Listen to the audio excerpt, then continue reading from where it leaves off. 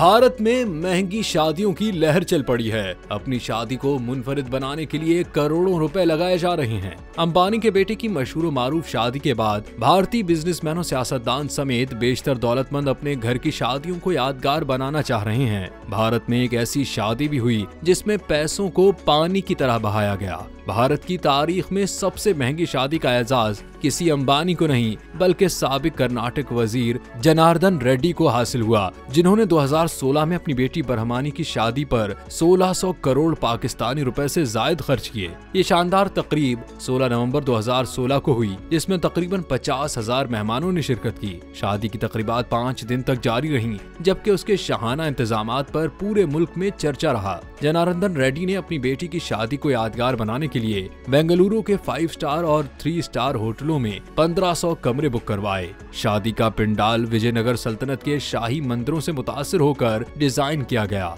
जिसे बॉलीवुड के माहिर आर्ट डायरेक्टर्स ने तैयार किया था।